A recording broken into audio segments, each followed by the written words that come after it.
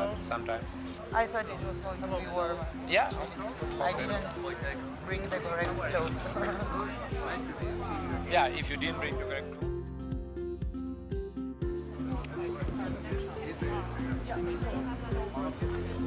Yeah, it's called the month of the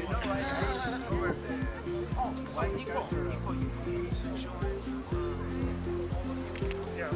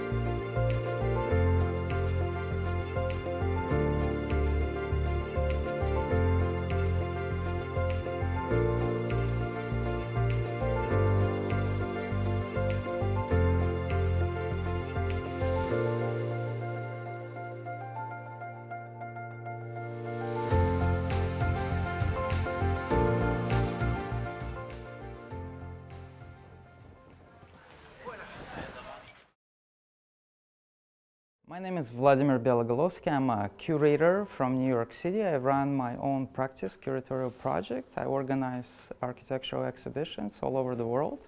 And here I curated and produced an exhibition called No Doubt About It. It's about 6 projects from around the world by 6 architects from 6 different countries.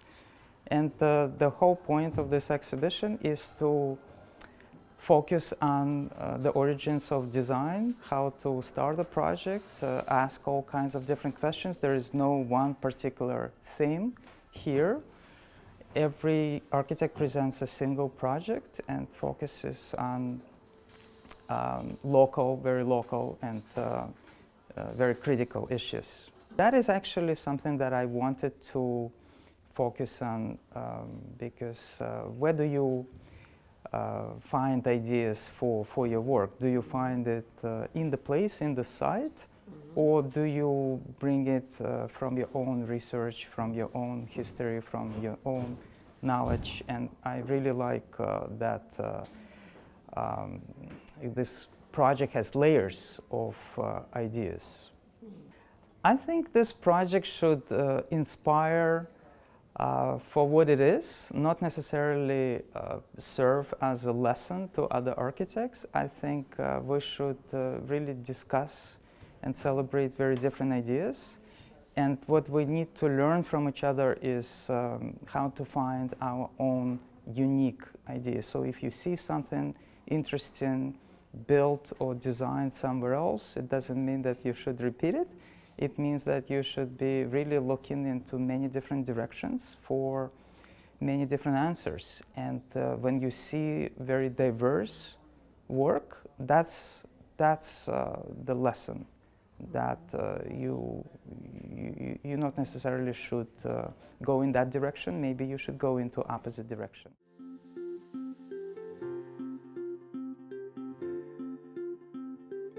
And here then we have Sergei Tchoban with the work. It's a new building in Magdeburg, a theater. Then we have Robert Konieczny is here. It's here.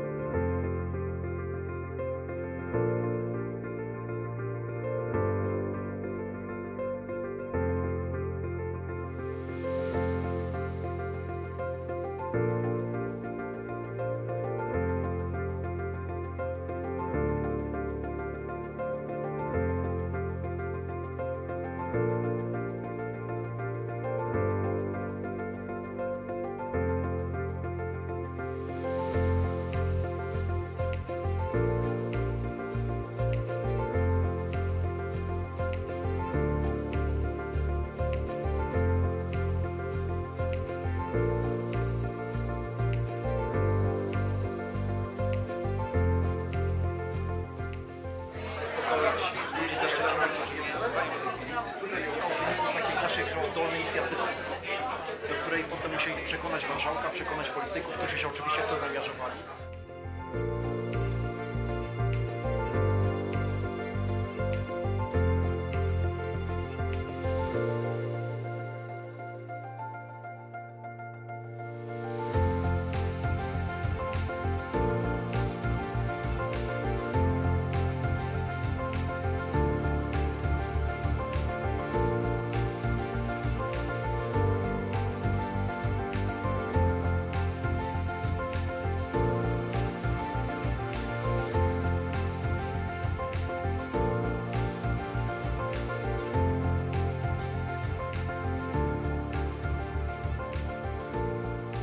ეს არის თვითონ პროტოტიპი, როგორ არის მიბმული ფერდთან, ეს ყველაფერი.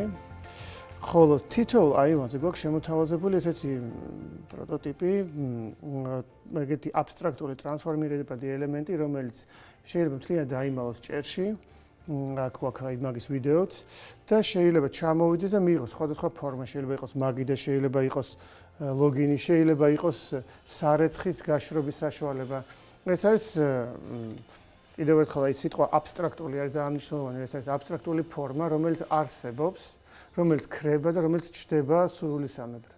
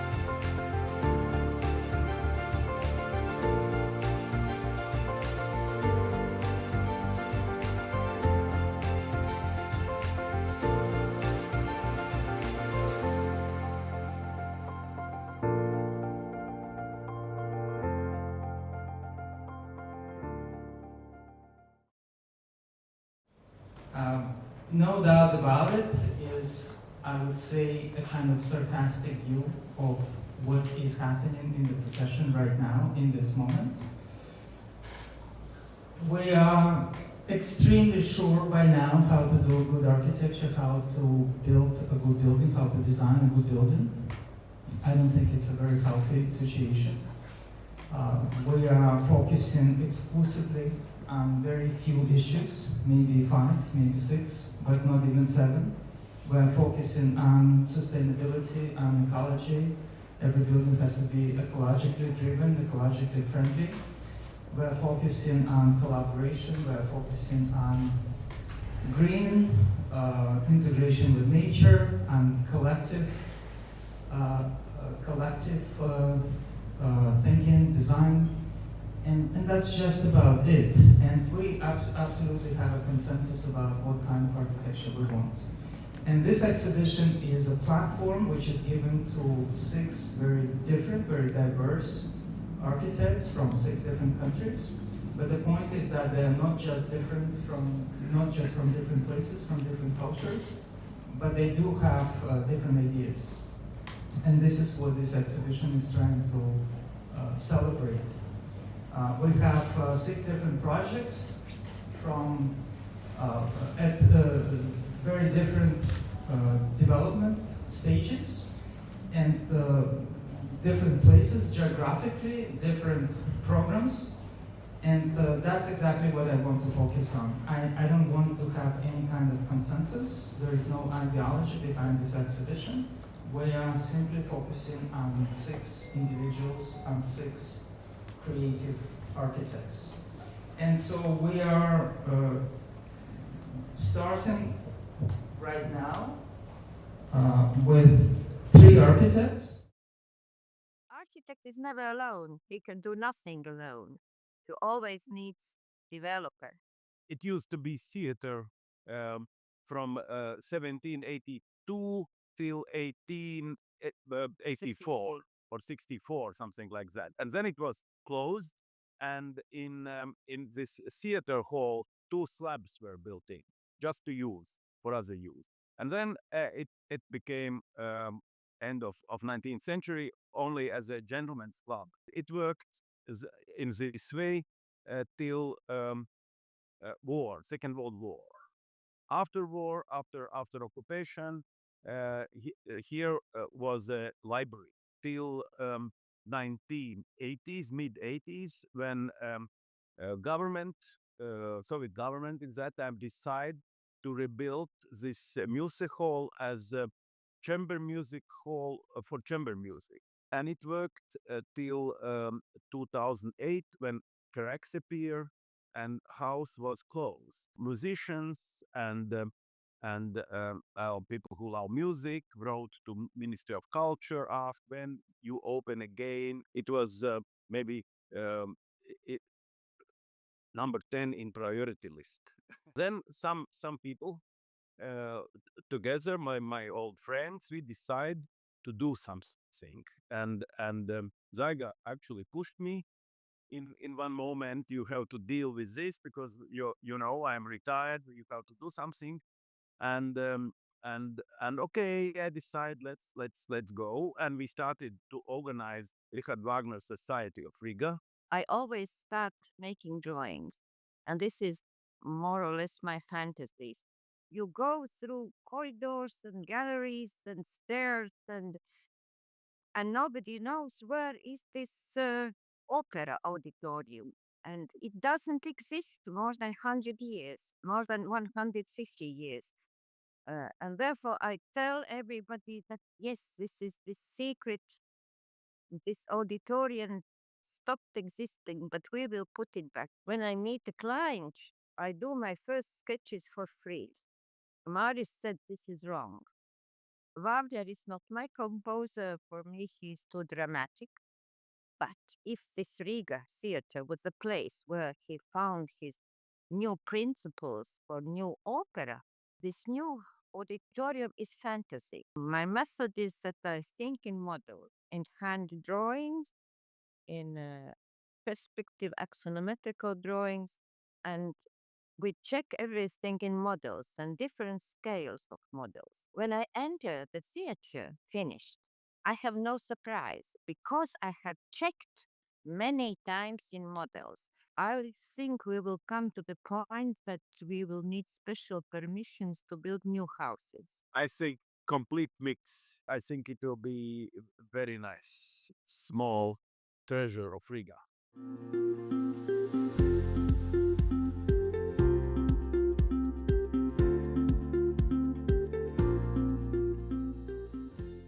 The client's objective is to trying to build a theater. Also, it's an immersive theater. They're trying to do a cross-disciplinary work. Dali is famous for its tourism. If you go to Dali, it's like you're going to ideal Liberation. Yes, you release totally release from like a cloudy, city life. So Dali is a name that like a very dreamy name for young people. If you want to escape from the city, then you go to Dali. For daily life, you want to escape, you go to Dali. There's a mountain. There's like a lake. The lake on the plateau, on the highland lake. It's like ocean. Ancient city of Dali, which is founded like 1,500 years ago. Dali is famous because it's really remote place, like far away from the central power of China. It's about a kind of love story between a machine and a human. Theater was built like 5 years ago, but at that moment, AI is nothing. AI is nothing. It's just a The plot of the theater is really about how AI people, how AI robotic people, have connection with nature people. We can consider that as a kind of architecture prophecy or theatrical prophecy of the age of AI. What we are trying to do is to, reconstruct the kind of reality and create a kind of surreal reality. Yes. With the architecture and, interior and theatrical design. We're trying to create a kind of surreal hypothesis of the past and the future. At the same time, it's not only an architecture project, it's an architecture and landscape and urban design project. And what we are trying to do is we design in terms of urban design scale, we decide to devote some of the spaces to be urban, to be an urban theater, open theater. We don't need any actors, just anybody could be the actor, the spectator, and the spectacle. So there are moments in the whole setting that we have different little theaters and we have pathway to connect them together. We have a kind of path that actually cut through the building and actually go on top of another roof and jump to another roof and create a little theatrical moment there and connect to another roof. So the whole thing is connected. What we're trying to do, maybe we are not that successful yet, but what we are trying to do is to create a kind of surreal architecture syntax with this project. Yes. I think we are trying to be different from any precedent. There are three lines. Yeah. If you buy one ticket, it's like only has experience on one line of the whole show. You have experience of, like a flying experience over the city. It actually invites multi activities to be part of the show. You can watch, you can drink, you can dance, you can whatever, be part of it. It's a kind of a hybrid experience. We cannot be isolated from the context. And we need to convert that context into the art that we are thinking about. Typically, our work is really about iconic, We do a strange architecture. Yeah, we do. We are bottom up this time. We do a The rise. deeper raptor, a very strong architecture out of nowhere. But here we had really start to respect. To be really respective about the context and the culture and the history. We had to really, really, really contain the ego of architects. We don't want to be in the future. We don't want to be in the past. We want to be in between. We want to be in a space that allow people to think about it, to think about their own identity, to give them their own definition. And we want to grant that freedom to everybody. And you're like between mountain and sea. You're like in nowhere, and you're like just enjoy freedom. And that's the kind of freedom we define for New Delhi.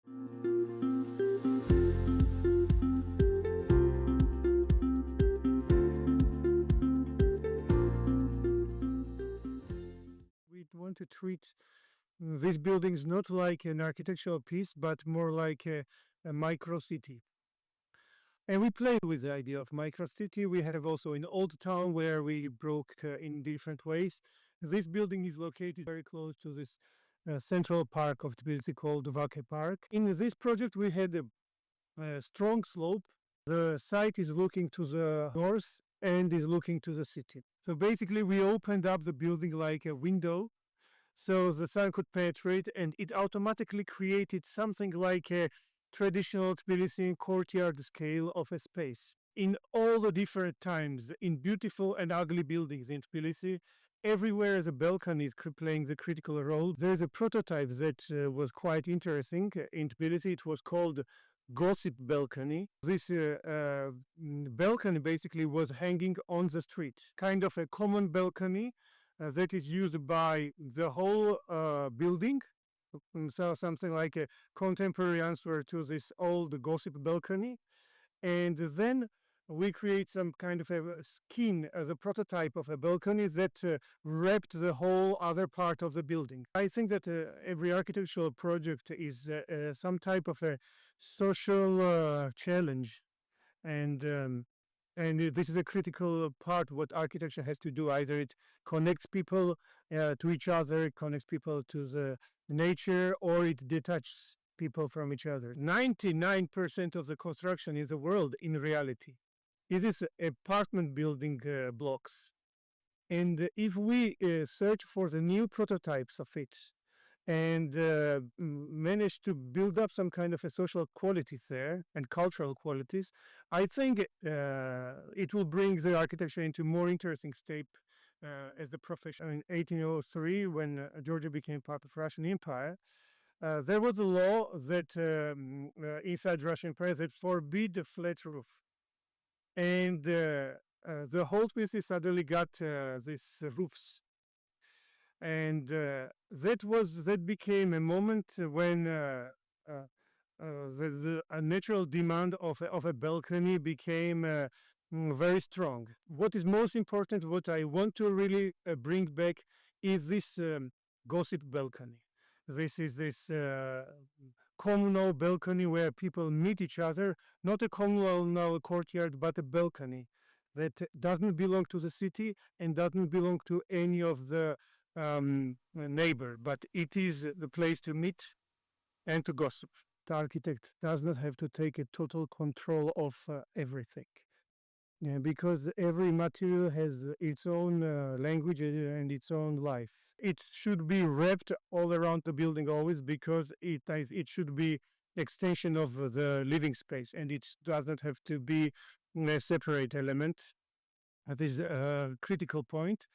Only thing that I'm proposing here is that I want to add some mechanism in the ceiling system. So balcony itself is something hanging on the building. So I want also the lifestyle on the balcony to be hanging. I believe that living on the balcony is more normal, and going inside is more special. When I want to I will want to be in a special condition. You know, there are the special conditions when I want to totally isolate, I want to rest, I want to something. But the mainstream life to happen on the balcony. This is my idea.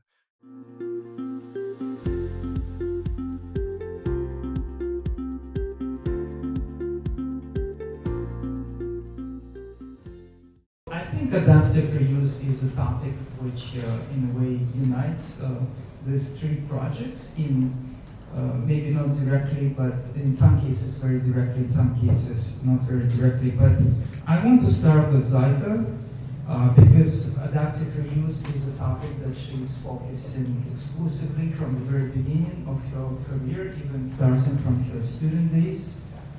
She really focused on existing buildings and rehabilitation, which is very unusual. Her career started in the 70s when it was totally unusual. And so how did you, Zaiga, develop this interest? You can sit. I want to. Can you hear me? Yes. What, gives Thank you you. the biggest enjoyment? That you brought us to Venice all together. It's so different projects, and I looked around and I listened to your interviews. I'm proud to be here. Thank you, Vladimir. Thank you. And for us, it is a very nice chance to bring our Riga Wagner Theatre project to Venice. Why to Venice? Why it was our obsession to get our project to Venice? Wagner was very young. He was 24 years old, and he was invited to Riga to work in a German theater, musical theater, and he worked for 2 years. And in Riga, he really understood the principle of modern opera. And what is the most important, that revolutionary idea that orchestra is in the well, under the stage. Before that, that was traditional, that orchestra and conductor is in front of singers, and he also created this symbol of Gesamtkunstwerk in Riga. So it was very important that we put Richard Wagner on a world map, on map of Europe. So he was born in Riga at the age of 24 because he understood the principles of opera theater. Then he realized these principles in his Bayreuth theater, 1876, some many years later. And finally he died in Venice, in Palazzo Vendramin. And tomorrow we are going to visit Palazzo Vendramin, where he died. And so it was important for us to bring our big model here at the Grand Canal, where Wagner's catafalque was brought to Bayreuth. So the circle is closed. And after finishing the theater, we are on the map of Europe because all Wagner's studies are without Riga. That was important for us. You understand, Vladimir? Yes. Let me bring Ying and Bu into this conversation.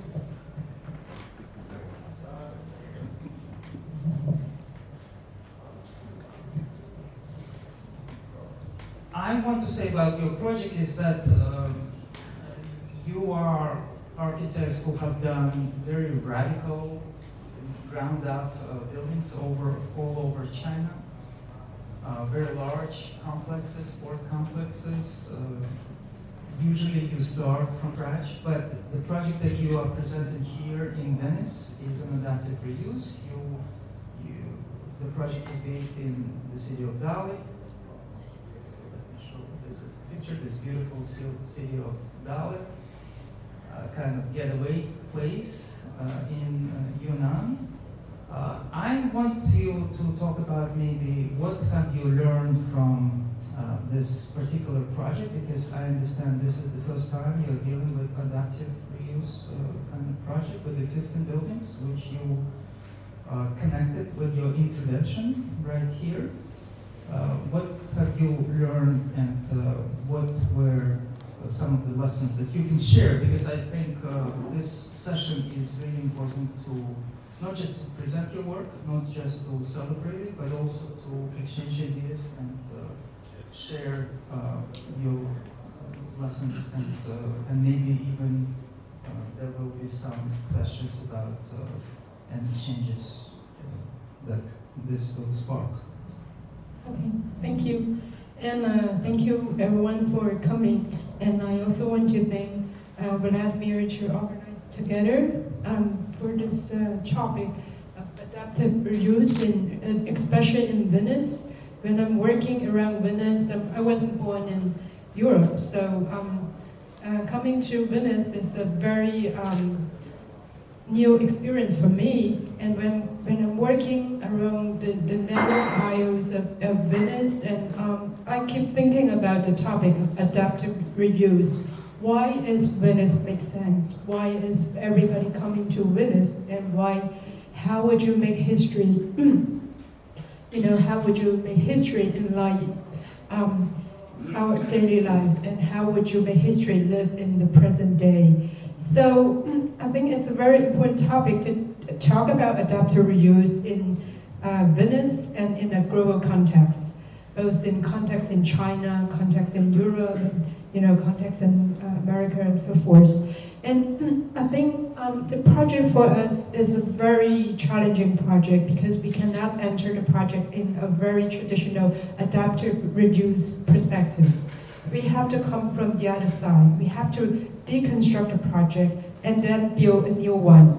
And in this project, our ambition is to kind of declare a kind of architecture manifesto of the kind of surreal architecture we are trying to achieve. What we are trying to do is we're trying to make history, past, present, and future collide together. So we want to create a kind of reality that has partially physical reality and partially surreal reality. And in here, what we learn about adaptive reuse is not only the kind of physical context, it's also physical and the metaphysical context. They all have to be adaptive reuse, and they all have to be creatively redesigned into another new being, new creation.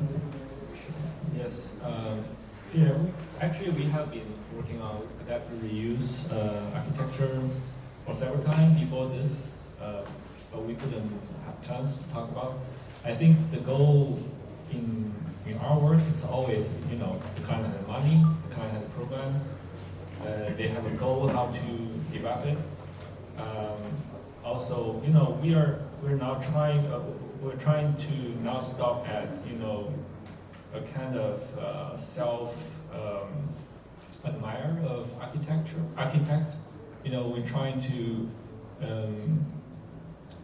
to bring up the spirit of the site and the culture in the back above the physical level. So that was always what we're trying to build up. Let's say in this project we're trying to establish a connection between the past and the future. Let's say how the vernacular building architecture language to guide people to enjoy future living style. So that was the idea. Dali had this spirit culture background, and then the mountain, the ocean, the sea, and then as the architect, that's the only role of a social scale can bring all the spirit together. I think we should stand at this in the spotlight. We should step in the stage, and we should bring up the spirit. Everyone, you can see that it's a little bit surreal. It's a little bit not like a typical theater, but we're trying to, express the spirit of the site and also the cultural background, and then express to the city. Yeah, thank you. Thank you. And let me bring Nico here. So Nico is designing a ground-up building, which is not an adaptive reuse, but nevertheless, you decided to bring this idea of historical archetype with alchemy. If you could talk about that and how that informed your project and how it gave your project a new meaning. Thank you. First of all, for bringing us all here. First of all, I want to say that I come from the city, which is not just a Georgian city. We are here with the Polish, Armenians, Lithuanians, people who actually have built the city. And it was always multicultural, diverse city. And one mutual identity that the city had, it was that it was often called the city of balconies.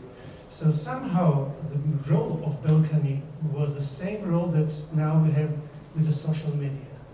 So it was the role of expressing themselves, to see some things, to communicate with each other, etc. But we all know that in the history of architecture, sometimes lifestyle forms architecture, and sometimes it's opposite. The architecture is forcing the lifestyle. So this was our challenge in our studio, is not to build buildings, but to build a particular social process that the building should work like an envelope. So the question that we asked is that how we can reverse the process that has been lost somehow. So somehow maybe we should forget the idea of the facade and bring the idea of the balcony back and use the contemporary technology to turn the balcony into something abstract that can be improvised by the user. One of the critical, in this case, we analyzed the 5 points of living on the balcony and we tried to integrate the project. The critical thing, one of the very interesting balcony prototypes that used to exist was a balcony that was called Gossip Balcony. It was a balcony that didn't belong to any of the neighbors, but it was a place where mostly women had to meet and discuss, and it had to have a biggest viewpoint of the street and of the surrounding system. So in our project, we try to bring this idea back, and when we proposed to the client, we were very happy that they were also very open with this idea to try to start back some processes that has been lost. So we have some kind of it's very funny that and interesting the fact that we came all together, because it's not an adaptive reuse of a building, but we try to trigger some kind of a process that used to be there before. In addition to the gossip balcony, we try to invent some kind of abstract element that gives a possibility of a reuse of the lifestyles back to the balcony. The project is going on. We don't know. It's more like a prototype rather than a design piece. But we are open to the discussions. We are discussing it with the users. And in all our projects in Tbilisi, this is our goal, to see something outside architecture, because we really don't care about architecture as a sculpture piece. Okay, thank you. I do, by the way. So I'm glad we disagree about that. So I want you to talk a little bit outside of your own projects.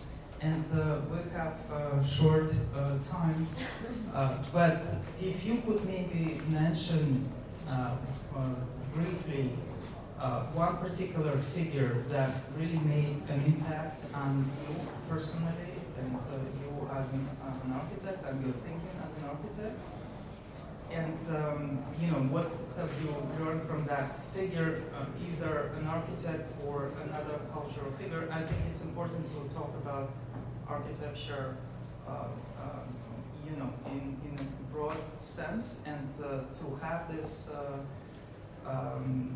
figures that left a certain trace and impact. And I want to ask you to name such a figure. Who would you name? Zaiga.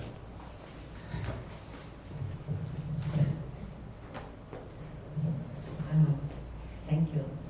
For sure, my definition is building on the past. I'm a woman, I'm a mother of 3 children and 6 grandchildren. I have my mother, she is 97. So I meet with my family in 3 generations, and that's how word access goes through me, as a mother, as a daughter, as wife. And I'm against revolutions. I'm against this masculine action for skyscrapers. Well, that's my point. Thank you. And okay, so as you can see, this conversation is entirely unscripted. So, so I would like you to, maybe mention such a figure, because I think it's important to, the point of this question is that there is this argument that ideas are coming from the site. This is a kind of established view now, that you don't need any other inspirations, you don't need any other ideas, you don't have to bring any of your baggage, you don't have to have a theory. You just come to the site, you look around, and you find your ideas there. And I think it's a very narrow view of architecture. Architecture has a huge background, it has a huge culture. I view, I want to compare buildings to works of fiction, works of art, works of all kinds of creations, film. And I think every building has a potential to create a world on its own, a unique world. And that's really, my point, to discover such projects. And whether they work or don't work, I think it's important to lose the connection with the site for a moment, lose the connection with the context, and to offer something that didn't exist before, and create something absolutely unique. And I think you succeeded in your project. But my question was about what do you bring to the site? What do you bring to your project? Perhaps there are interesting figures that inspired you, or interesting places. What could you mention? I think the most important figure for me in architecture is Miss Venero.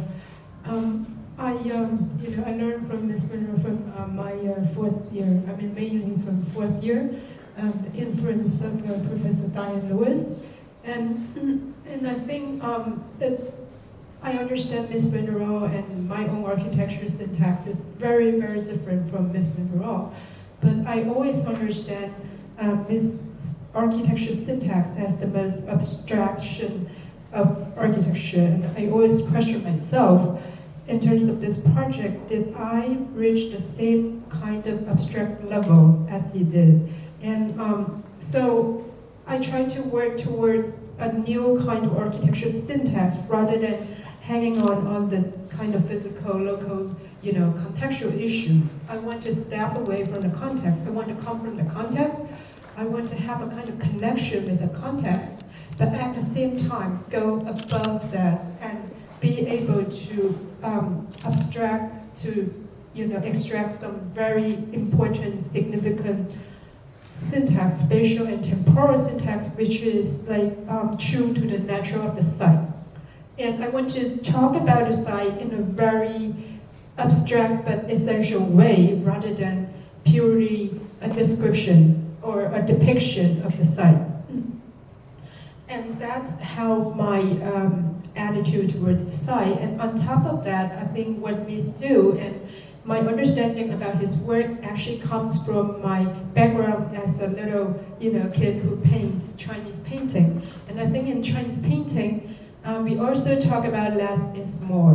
We also talk about a few strokes create the whole world, or only one stroke or half a stroke you can create the whole world. And how would black and white, space, solid and void create the kind of spatial and temporal speciality of a certain moment, a certain duration that you observe. And I think Miss is coming from a completely Western perspective, and actually he understands the Eastern philosophy and ideology very well. So, and I think I understand him from my own perspective, from my own point of view, and he reached a kind of level that is very abstract, and actually it's between the past, present, and future. It's not only in a certain moment. So when I try to do something after the site, in the architecture syntax, I try to speak more with less move on the side. I'll cut from here. In my experience, I'm not I graduated from China's university, and then I went to Harvard University. Before that, I was not like a self-confident people. But in the studio, I met Spanish group architect, Mansilla Tunia. They are students of Rafael Manel. Unfortunately, Mansilla passed away in 2012. 2012, Mansilla. During the studio, they told me two sentences, which is very important for me. One is, Bu, do you want to be an artist or an architect? The second sentence, you really need to work for yourself. You don't work for someone else. So it's kind of like a spirit core build up. You study, you learn, but the most important is who you are and the self-confidence.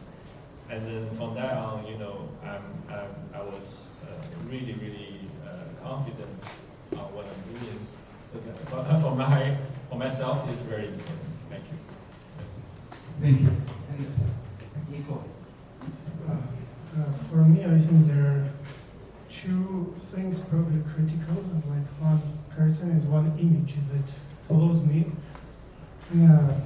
I was not planning to study architecture, I was planning to study cinema. When I was 16, my parents introduced me to a Georgian Jewish architect called Ashot Armine Snkhchyan, and we had for 1 year, like twice a week, meetings like with a psychologist and talking about overall everything. And I think this conversation still is growing in me, despite this person is not alive anymore. And most of his buildings are also destroyed. But I think that his ideas are still growing in us. And there's a second important part that I studied first when I went abroad. I lived in Istanbul, where I was introduced to the Ottoman architect Mimar Sinan. And there is an absolutely stunning image shot by Istanbul-based Armenian photographer Gaile to the main masterpiece of Mimar Sinan called Suleimani. And there is the incredible balance of chaos and order. It's like the chaos ending in the monumental image. I show it to all my students, and till now, when I'm stuck, this is the image that I take for understanding the sense that I want to find in projects. So this chaos, the idea of chaos, was introduced to me by Ashot, this Georgian Jewish architect. He spoke about Nietzsche a lot and about the idea that whoever doesn't carry the chaos within himself cannot make the dancing star to be born. So I think that this is an important word, and this is what I am looking for.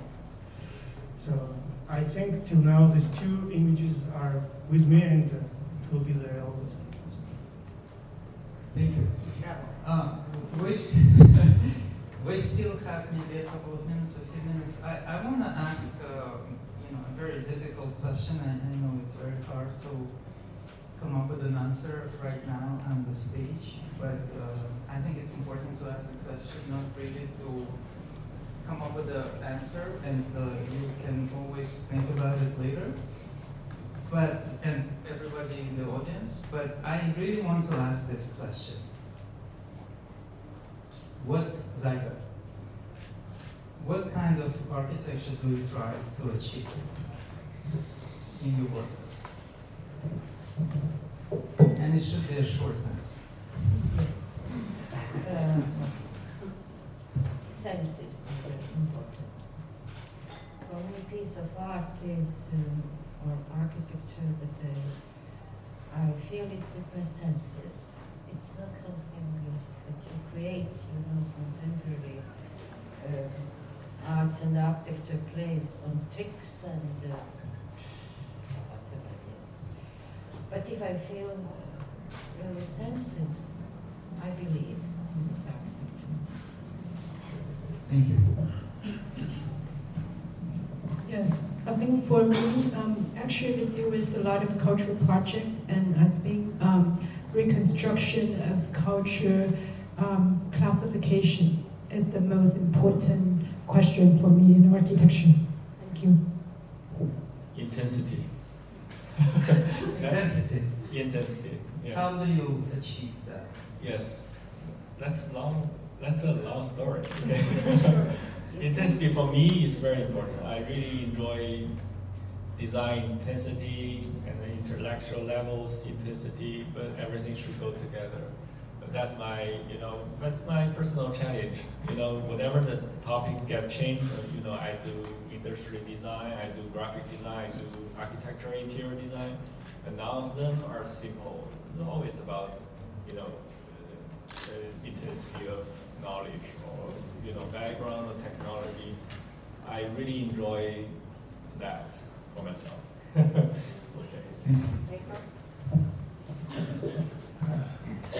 One word would be probably connection and bridging would be a good word probably.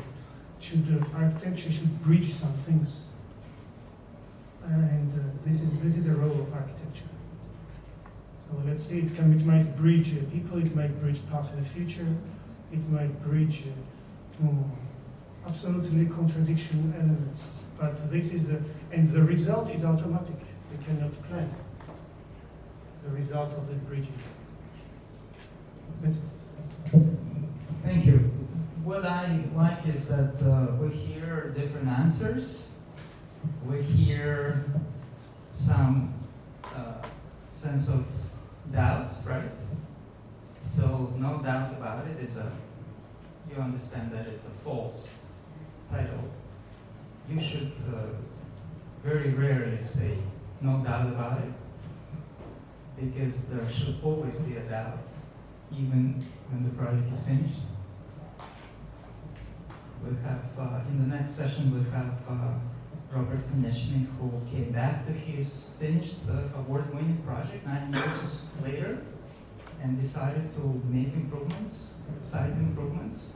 We will talk about it in the second session.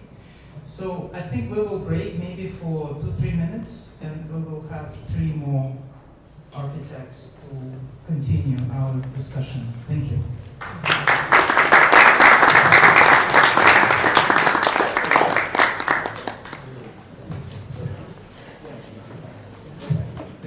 We can start, I guess.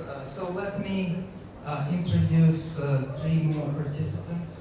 Look, we are looking for an architect who would make this concert hall. I was coming to Magdeburg, and in the canteen, in the cafe, with the teachers of music, with the teacher of drawing, painting, with teacher of mathematics, with the director of the school, and with the chosen parents who are interested in this initial group for following of this construction site and construction process, and some children.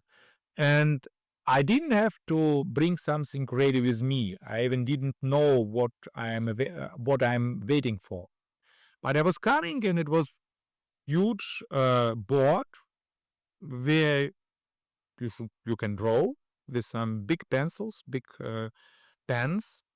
And they asked me, what do you think? From the sketches I made, from this fast, but I can sketch good.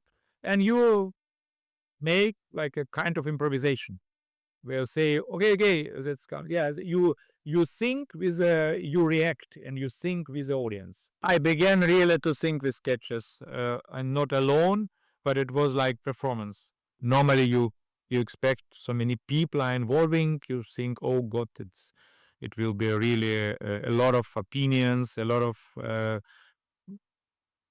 different opinions, what cannot be connected together sometimes. No, it was really very interesting. They had a trust in me and in our team. Of course, wood has not only ecological aspects, but it has also aspects of aesthetic art. So if you are in such a building, it smells with wood is very nice, very warm atmosphere. You don't need to do anything in interior. It is already done if you make it with wood. If you make it with concrete, it is very hard and very brutal, very like architect likes to do. And with wood is completely the opposition. It's very warm. It's very healthy. It looks very nice, really fine. All details, all connections are looking very natural, even if they are not perfect. This building will become a part of nature. That's my hope. It's one of less part of projects I make in my life, where the community was extremely interested on the same result as me. What is not lesson, that is nice feeling. It is like a heart in our body. It is a heart of this whole ensemble.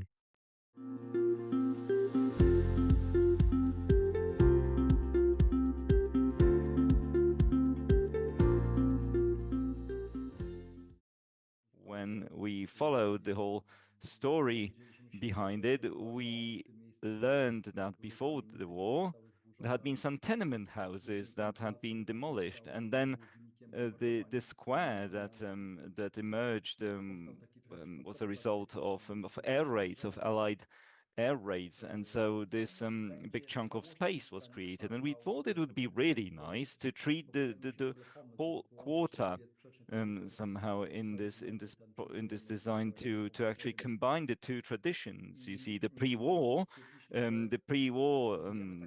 situation with the tenement houses and the post-war situation following the air raid. So we built a sort of hybrid, an urban planning hybrid, post-war and pre-war. We violated in a way those competition assumptions. The assumptions underlying the competition, and we took that risk. We believed that to be the right path, and fortunately, the jury shared our opinion, giving us first place in that competition, choosing that design, and instantly. We saw that it had potential instantly after we had developed the project, a potential for all sorts of interesting events. And what is also important to emphasize, Szczecin, such a beautiful, such a big city, there hadn't been a proper public forum, a public space, a public square that could serve the local inhabitants. And we deliberately wanted to create this sort of space. People started, skateboarding and riding some bikes. And in winter, that was one of the few, as you said, few hills in Szczecin. So people would come with the kids, to use that hill, but at the same time, big demonstrations, big protests would take place. Also, some big open air concerts, and so it all kind of took off back in 2021, 22, and I started coming back to that Szczecin, to that PROMES museum, because it seemed to me that the design could perhaps be slightly tweaked, slightly adjusted. And I thought, well, now this is an opportunity. I had to travel 600 kilometers, and I said, okay, Mr. Marshall, repairs are one thing, but we can add some vegetation to give a signal to everyone else in Poland to show that if you can improve something, do it. Things are constantly being brewed, and there's constantly some intellectual unrest and seeking these solutions. There's this ferment, you see, and we never stop when we seek explanations. Both myself and KVK PROMES, we are minimalists. We like architecture which does not talk too much, which is not too talkative, which is pure. This is a time for experimenting. Of course, keeping the old fabric makes sense. Undoubtedly, this is one of the directions in which architecture is going, and it should be going in this direction. But we have to learn how to build better from scratch. It's a beautiful time of this intellectual ferment, and architecture needs to change keep changing for the better. Our times are difficult, our times of change, but they are also fascinating. And I believe that all ambitious architects, all architects who care, who want architecture to change, should join in and contribute. They need to contribute to a reinvention of architecture and share ideas. We went beyond the framework of our tasks attributed to us because we had designed it, but then we did everything we could to breathe life into that. We gave the city a chance, which the city, by the way, used excellently. We kept all the trees, but we planted more trees. We keep going beyond this framework, beyond the boundaries.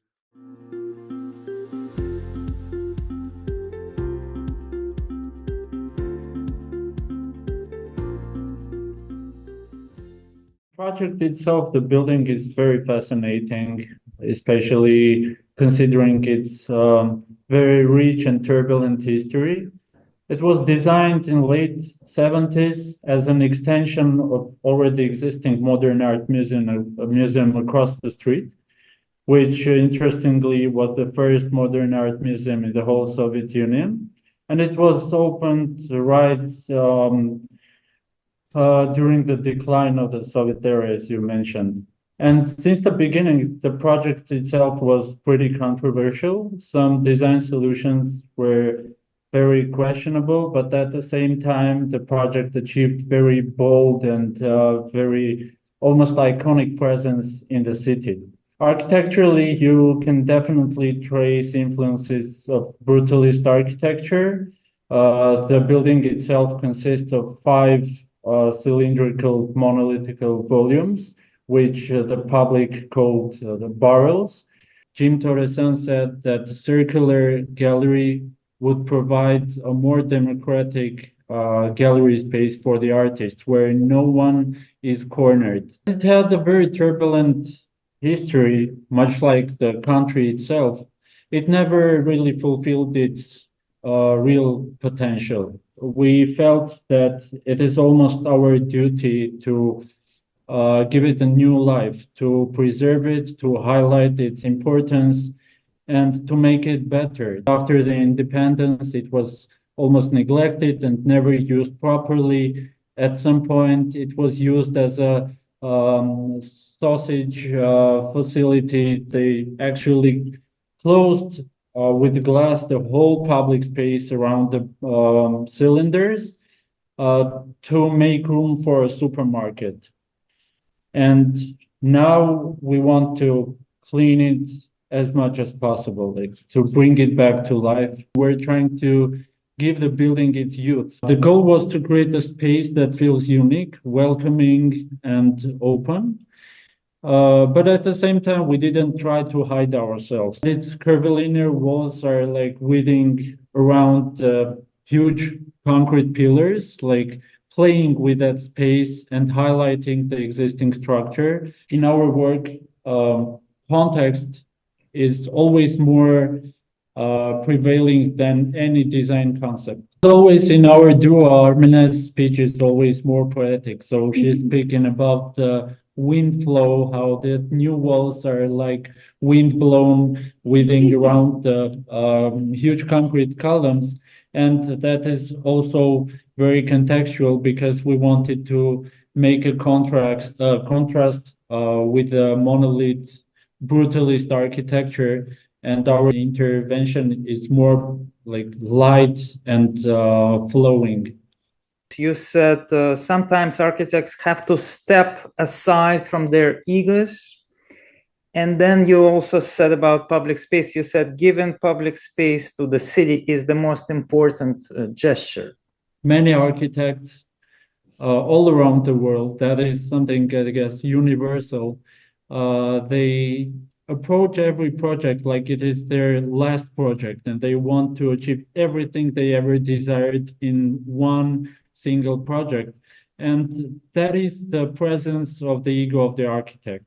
So in this case, what was very interesting, we tried the same way because, you know, with this project for our practice is very important. It is a very famous in our country cultural institution, and we're working on modernization project. So we thought, okay, this is our chance. We have to do everything we can, everything we ever dreamed of. But then after many iterations, many possibilities discussed internally in our studio, we thought that, yeah, this is the time that we have to calm down to get back and be more gentle. Our approach was very artistic in this case. We wanted to make something very sculptural. We tried to highlight all our ideas in this project, the need of openness, of lightness, of cheerfulness, and also playfulness. This is kind of our opposition to mainly monumental and very heavy grounded architecture of Armenia. That is why we really love temporary architecture, because it's like, you know, it's our playground. It's the place where we are at our most experimental and most fearless, where we can experiment things, to try new things without the constraints of permanence.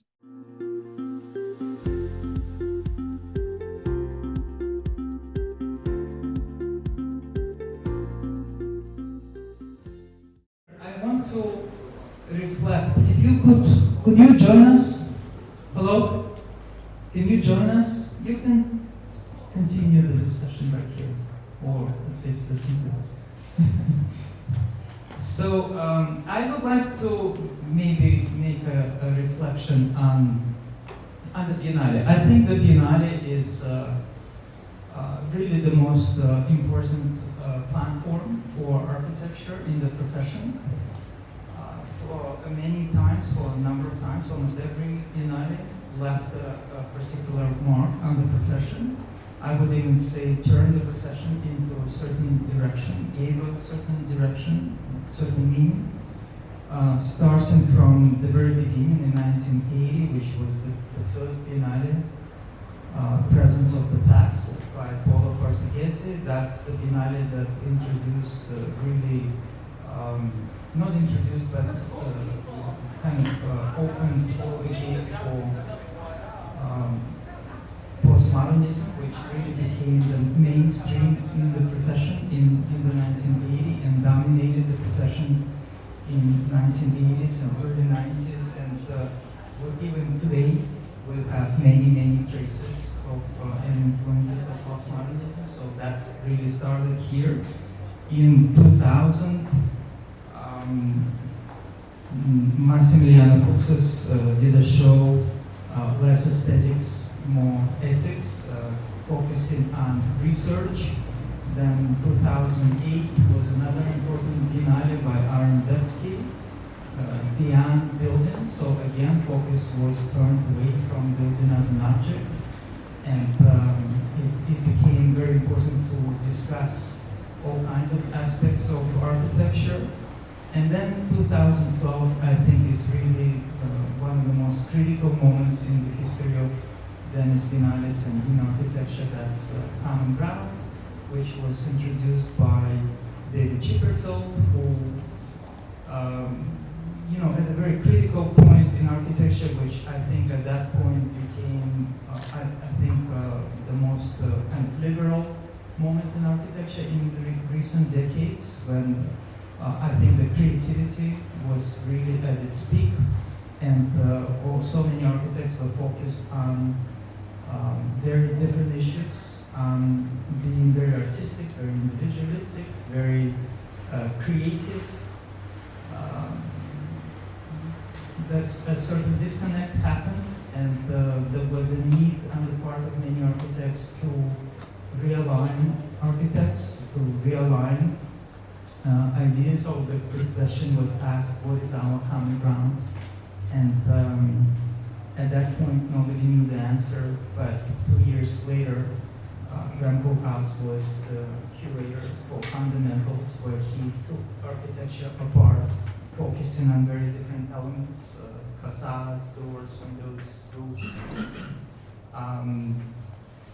creating even bigger confusion. So what is our common ground, which was finally identified 2 years later when Alejandro Aravena did his exhibition in 2016, focusing on issues, focusing on problem solving.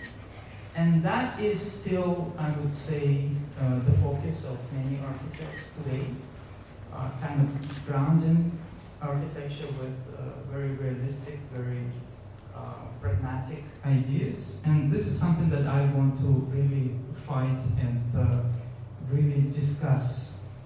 Inspirations, where do ideas come from? How do you begin a project? I would really want to shape the profession kind of up and focus on not just general ideas, but very personal ideas. And again, focusing on how do you create an emotional space, a unique space, unique work of architecture. And so we are discussing this today at the very beginning of the Biennale. We haven't really seen exhibitions this year. We don't know what Carlo Ratti has done with his intelligences idea, which is intelligence is artificial, natural, collective. But I think this idea of going beyond building had its kind of time, and now I think it's important to go back to focusing on the building, on architecture, to discuss does it mean to be sustainable, what does it mean to be collaborative, not just say these words, but really be very specific. I want to start with discussing the design process. So for example, if we start with Sergei, I know that it's a very unusual project and very unusual design process, because you were asked by the director to come to the school, music school in Magdeburg, and produce the design collectively. So Sergei went on stage with his huge notepad and a marker and started drawing this building, these ideas based on the landscape, based on the buildings around it, and discussing specifically this building with professors and students and even parents. So I want you to talk about that. I'll give you the mic, that process. Thank you, Valode, first of all, for the possibility to take part of your exhibition. Thank you, all colleagues at taking part. For me, it's of course a great honor to be one of this very good circle you have chosen. But in fact, really I wanted to work out in this project the way to come to the idea, what is maybe by this sketch with a section and with a isometrical drawing could be understandable more. It was really the process, as you explained, that someday it is very unusual, I would say. One very, very, very respectful and very good colleague of ours was coming to my office suddenly.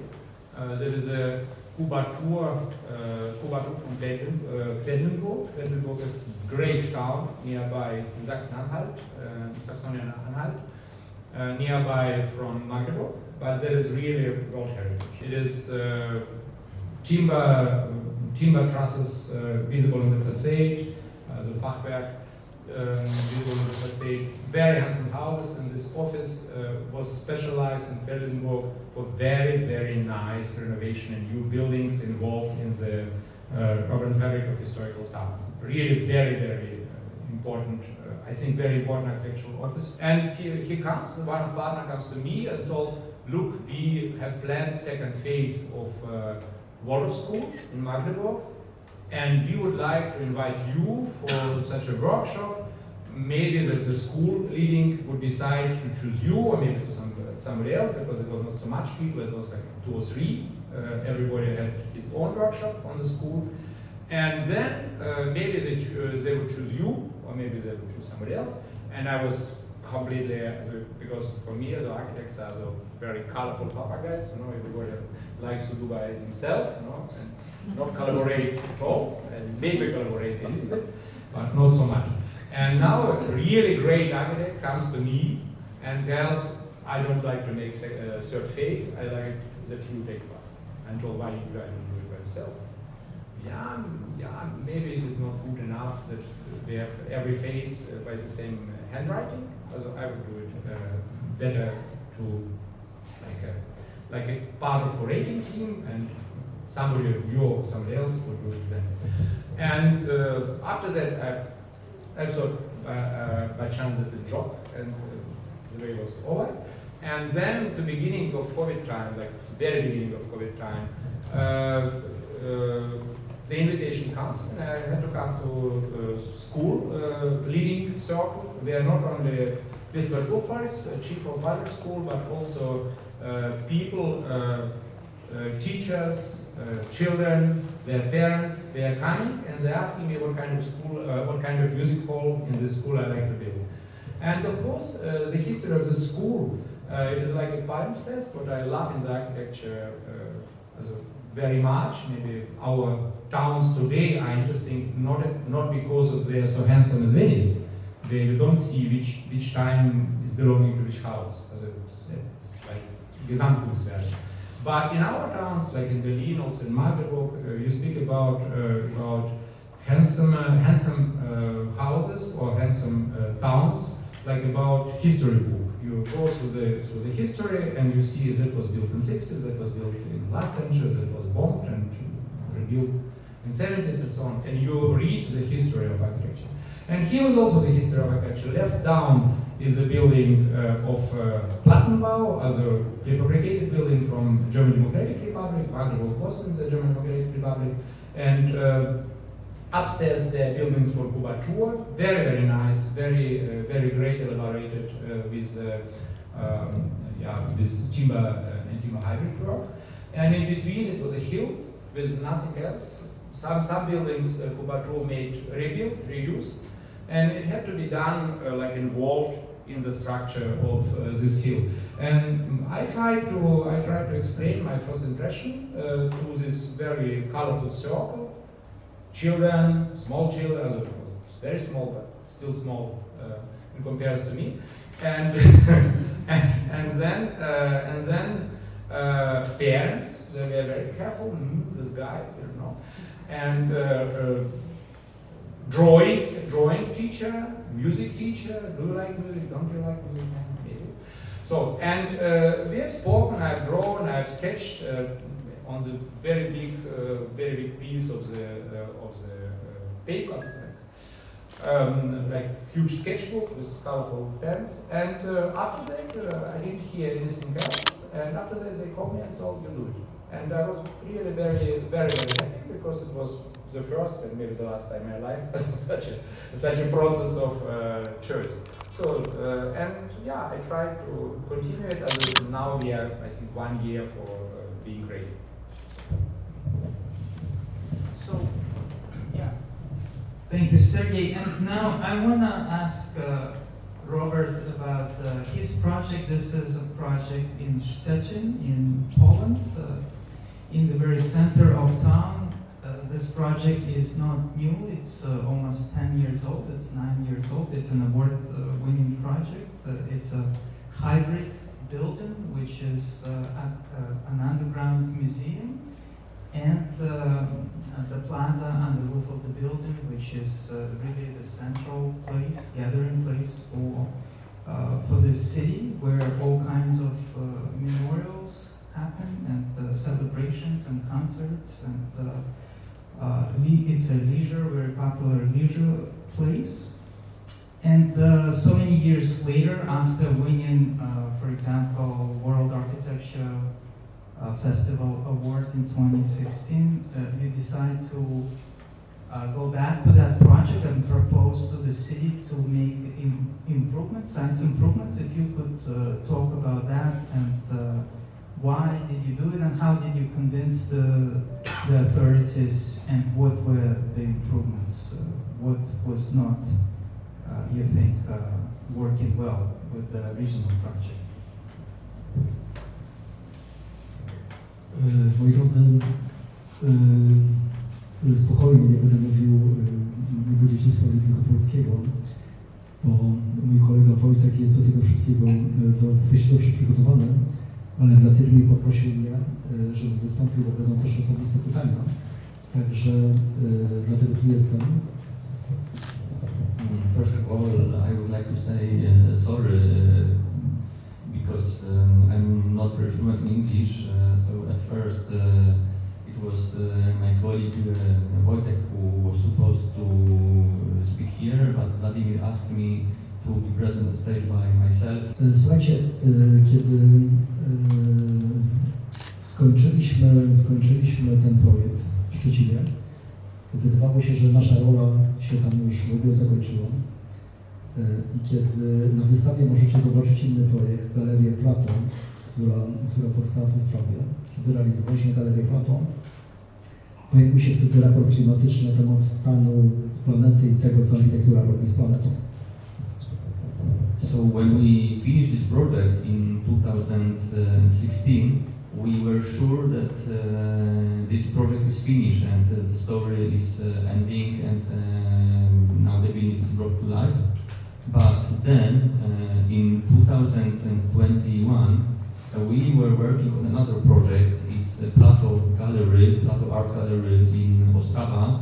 You can also see this project on the exhibition on the ground floor. And when we were working on this project in Ostrava, at the same time the United Nations climate report has been published, and it changed my mind totally. Wtedy przy tym projekcie w Ostrawie, który tak bardzo nietypowy sposób w tym projekcie w nietypowy sposób otwiera się na otoczenie, te ruchome bramy powodują, że wychodzimy w przestrzeń dookoła. In the project where we used revolving walls because our idea was to make the art gallery open to the exterior, to make the exterior a part of the gallery as well. And at first it was supposed that the space outside the gallery was supposed to be made from concrete, to be just a part for external art exhibitions. But then after hearing this climate report, we decided to change the project at the time of when the construction site has been already held. And we decided to make the area around the art gallery green. I wtedy pomyślałem, czy moglibyśmy, gdybyśmy wiedzieli wtedy, czy inaczej, gdybyśmy wiedzieli teraz, to wiedzieliśmy wtedy, czy moglibyśmy inaczej zaprojektować przełomy, ten projekt, czy można ten projekt zrobić lepiej. And then another idea came to my mind. We came back to Przełomy in Szczecin, and I was thinking if at that time when we were designing Dialogue Center Przełomy, if at that time we had the same knowledge as we have now, do we design this project in the same way? Would we design the project in the same way as we did in 2014-15?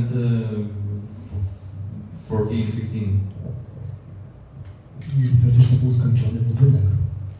On już dobrze działał, wszystko było ok, ale ta myśl mnie męczyła i zacząłem jakby gadać o tym w biurze i zaczęliśmy robić ten projekt sami od siebie, nieproszeni. But the problem was that this project has been finished many years ago. But this idea was in my head longer and longer. And in the office we started to change the project by ourselves without any commission from the investor without any contract. We just started to discuss this project together with our team and searching for another solution. W efekcie zrobiliśmy takie rozwiązanie, które jest taką akupunkturą tego miejsca. Dodaliśmy trochę zieleni, ale nie niszcząc tej przestrzeni dla wielu tysięcy ludzi, bo ona tak działa bardzo dobrze. I z tym projektem, z tym pomysłem pojechałem do polityków, do marszałka, żeby przekonać go, że warto to zrobić. And what we did was a kind of an urban acupuncture, because we decided to add some greenery to the square, the plaza, but only in some places. We didn't cover all the square in green, but we decided to add some trees, some greenery in several places, like acupuncture. And when we had a ready project, I came with this project to the politicians and to the marshal of voivodeship, who was the decisive person in this matter.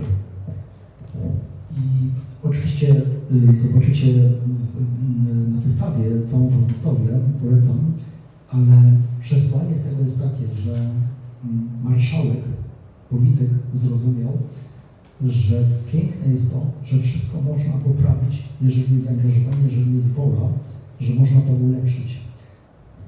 And what I must admit that the marshal, so the politician, he understood our point of view and he understood that such improvement can help this building and it's necessary.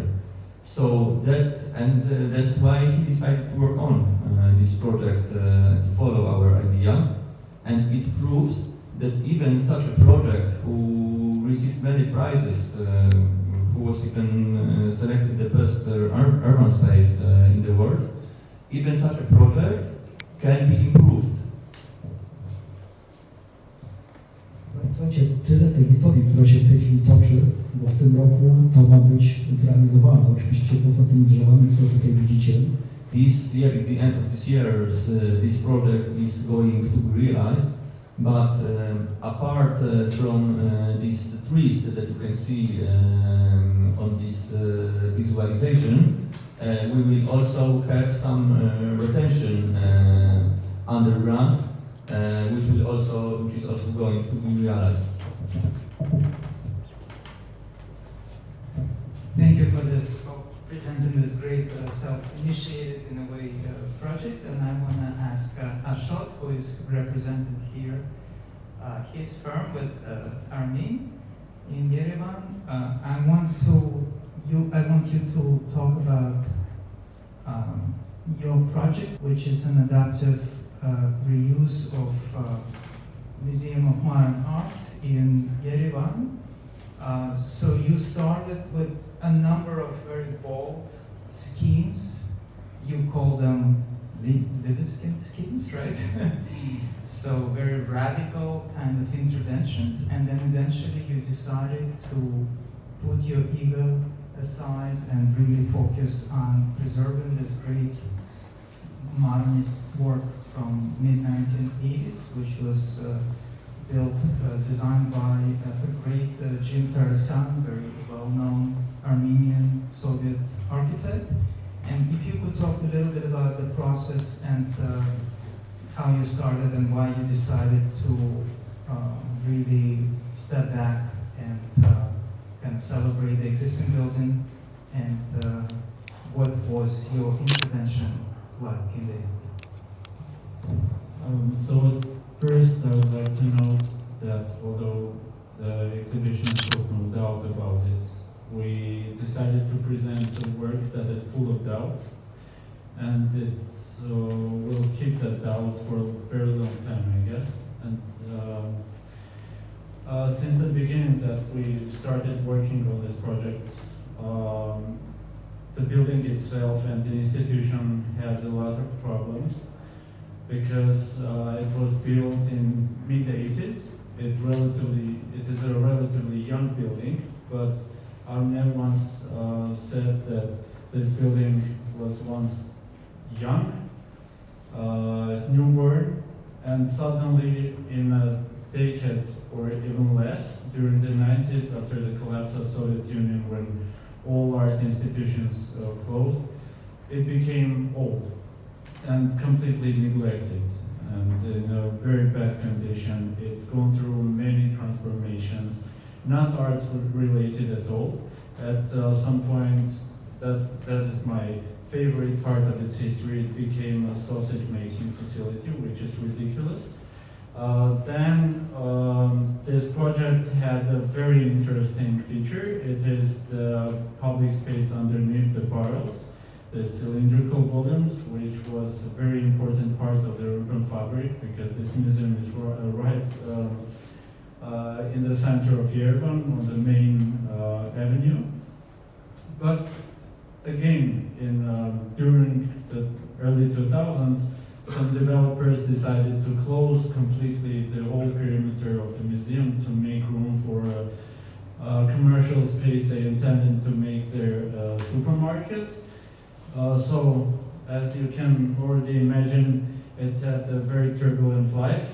Although even during those times, they held very interesting exhibitions here. This building was always the epicenter of radical contemporary art of Armenia. So and now for about a year or even more, this institution has a new director who is very enthusiastic, and she tries to bring new life to this museum, and she asked us to work on a redevelopment project. Mainly our work is technical, it's a renovation project because since the beginning, since the early 80s, this project was very controversial and at some point very ridiculous because it lacked many features that a normal museum should have.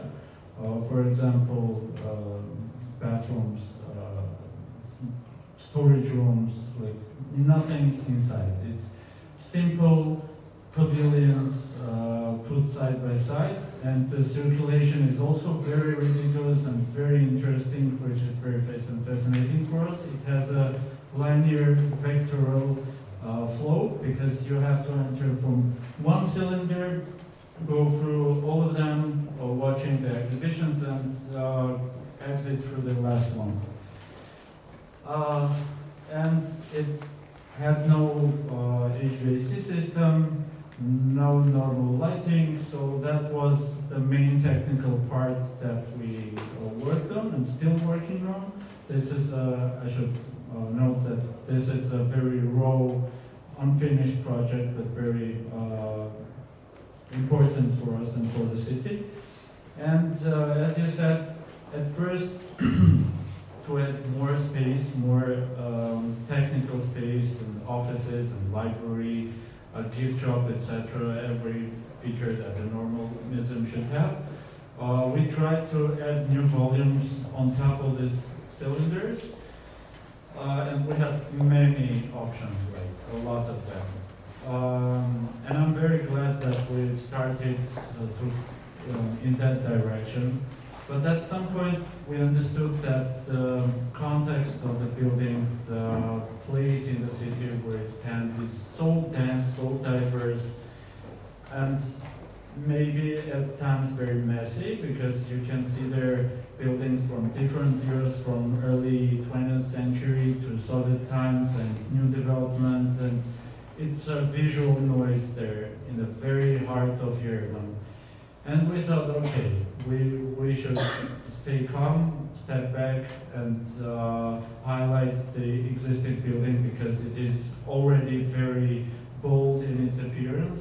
It's almost like a brutalist building, solid cylinders side by side. And the main idea and the main focus was to return that public space to the city. So we already, although the project is not finished and it's not approved by the city authorities, we managed to open up that closed perimeter, which was intended to be a supermarket. Now it's already liberated, and it's again a part of the city. And we decided to put our intervention in that public space under the Birojs. But if you can show the, no, this is one of the, for example, okay, this one. Let's keep this one.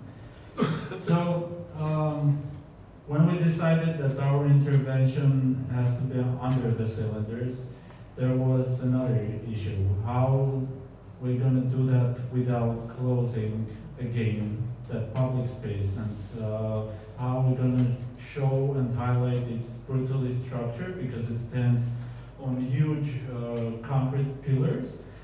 And then we came up with ideas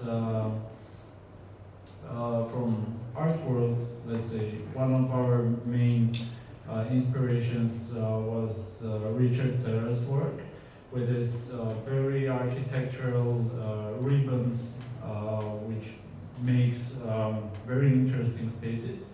And we thought that the new parts of the building that we're going to add to this museum should avoid all those columns and weave around there. And it's kind of very architectural, but very sculptural approach. So everything we added is series of ribbons crossing and weaving around those columns. And here it is.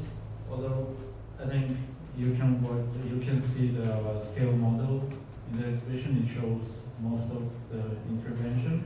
So those were our intentions and the history of the museum in short. Well, thank you so much for your presentation, for all three presentations. We're almost out of time, but we can use this maybe a couple of minutes to reflect on maybe other examples of architecture that touched you. So outside of your own work, like for example, I just revisited 27 years later, I revisited Alhambra in Granada, and this was a very special experience. Of course, I had to share that experience with a few more tourists by one side, on the right, on the left, and all around. But I want you to maybe reflect a little bit on one example of a particular building. For example, I know that Sergei, you study very intensely antique buildings, Renaissance buildings. You travel around the world all the time. You draw this architecture, and I wonder, out of so many trips, out of so many interactions with great works of architecture, what stands out, and what would you recommend others to visit? And I wonder is it a historical building, is it a contemporary building, is it a modern building, and what kind of experience would you like to share? And I also want everyone else to share that experience, and what is it that you learned from that interaction?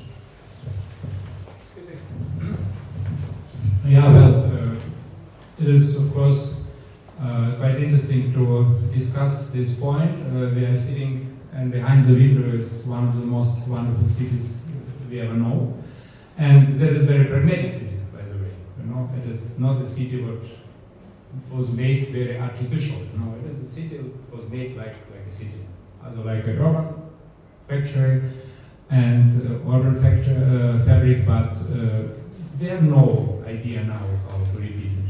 We have lost it, and craftsmanship and all things.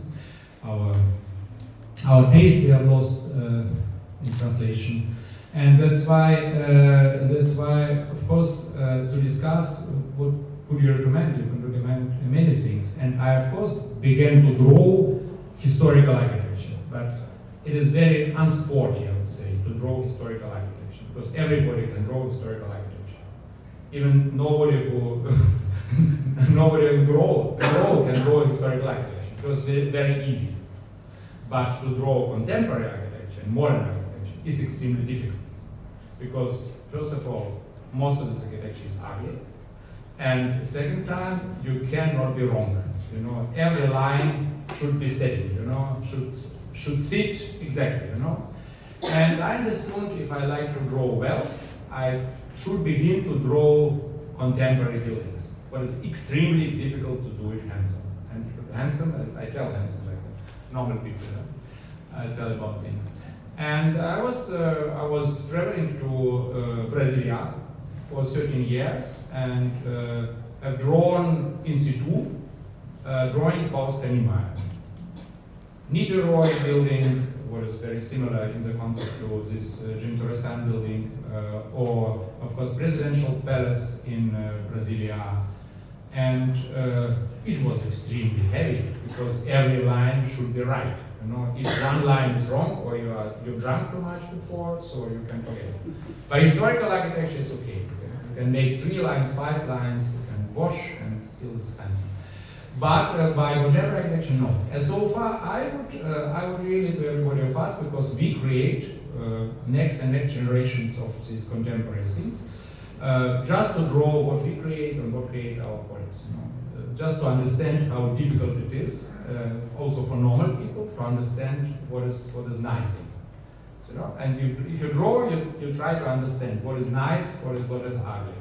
And I met also Oscar Niemeyer in person by the travel, and it was very, very impressive. 2 things I found very impressive, because we are thinking in Berlin, we get one masterpiece by Oscar Niemeyer, and I've asked him if he recognizes this work as his important work.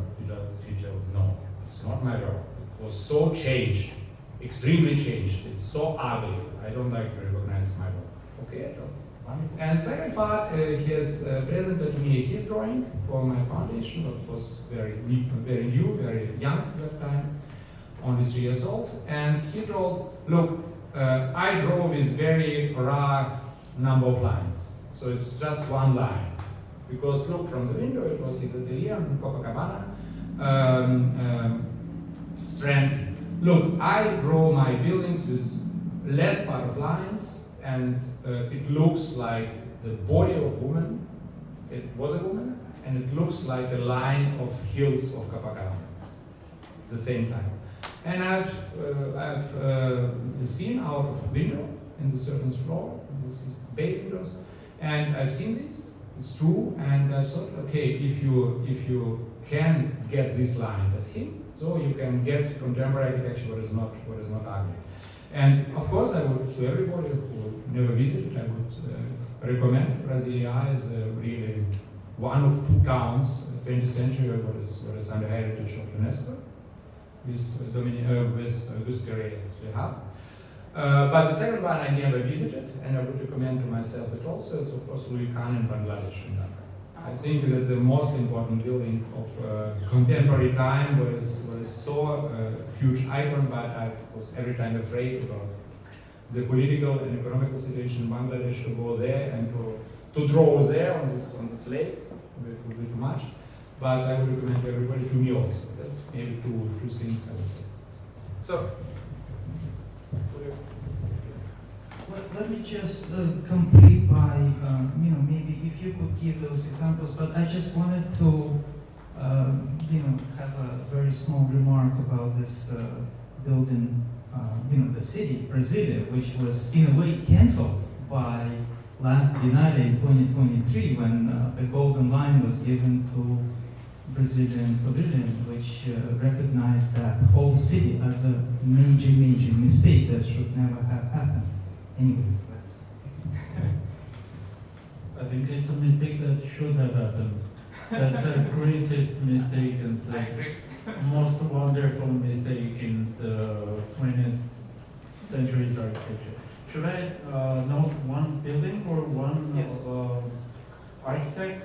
But it's too difficult, because we also, during our interview, said that we work a lot with references, and we have many references, and many architects that artists also that we admire. I can definitely say from Armine that she would say it's Alvarado, right? And for me, just right now, maybe I would say Hans Sharon, because I love that free approach, and I'm always fascinated with his floor plans. I try to redraw them, especially the floor plans for Berlin Philharmonic, and that's one of the biggest references. Okej, to powiem wam tak. Ja już od długiego czasu byłem znudzony oglądaniem architektury na portalach, która po prostu mnie nudziła, bo miałem wrażenie, że jest tylko pokazem mody i niczym więcej. Architektura naprawdę musi się zmienić. I would like to start with the fact that for many years I've been bored by watching architecture on architecture portals or websites, because for me it was some kind of a fashion show, and I think that architecture must change itself. Cieszę się, że mogę żyć teraz w takich czasach, że wszyscy możemy żyć w takich czasach, architektura naprawdę się zmienia. And I'm very happy, very thankful that I can live in such time when architecture is really changing. Gdybym miał wskazać taki budynek, który naprawdę pobudził mnie moce do myślenia, to na pewno to, co zrobili w Marsylii La Catowice, że zwykły budynek, zwykły blok mieszkalny dobudowali tarasy z lewej i z prawej strony i nagle pokazali całemu światu, że można zmienić wiele obiektów. To był genialny pomysł w sensie uniwersalności. And one building that touched me a lot was the building by La Catowice in Marseille, when they transformed a housing block, because it was an existing housing block, and they added terraces from both sides, and they showed the world that it's possible to change a lot of existing buildings in a very simple way.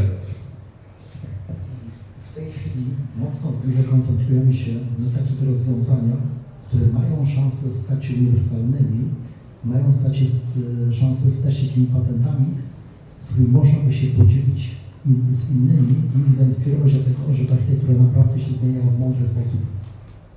And what we are focusing on in our office right now is working on some new solutions, on some universal solutions that can be a model, a patent for architecture to change the world.